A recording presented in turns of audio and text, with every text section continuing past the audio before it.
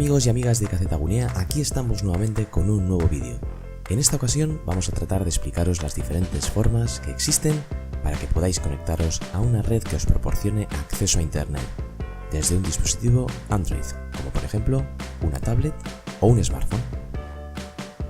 Bien, en la actualidad distinguimos entre dos tipos de redes. Por un lado tenemos las redes móviles y por otro tenemos las redes Wi-Fi. Las redes de datos móviles proporcionan acceso a Internet desde cualquier lugar en el que estemos.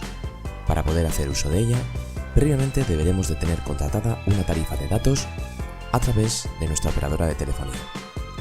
Además, para poder activar nuestros datos y poder navegar, deberemos de realizar la siguiente operación. Acudiremos a la sección de ajustes. Pulsaremos en Más y a continuación en Redes móviles. Aquí tendremos que tener la opción de itinerancia de datos activada. De esta manera podremos navegar en Internet desde cualquier lugar.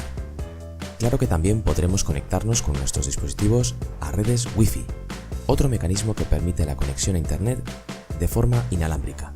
Lo primero que haremos será activar el Wi-Fi de nuestro dispositivo, el cual nos permitirá ver las redes Wi-Fi que tenemos a nuestro alcance y su diferente intensidad.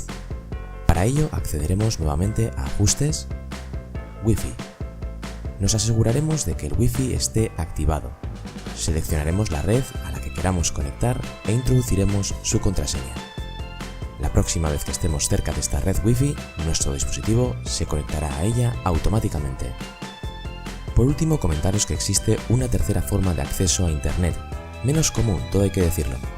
Si por un casual una persona no dispone ni de tarifa de datos ni de Wi-Fi a su alrededor, otra persona podría compartir sus datos con ella, proporcionándole acceso a Internet. Esta operación es muy sencilla.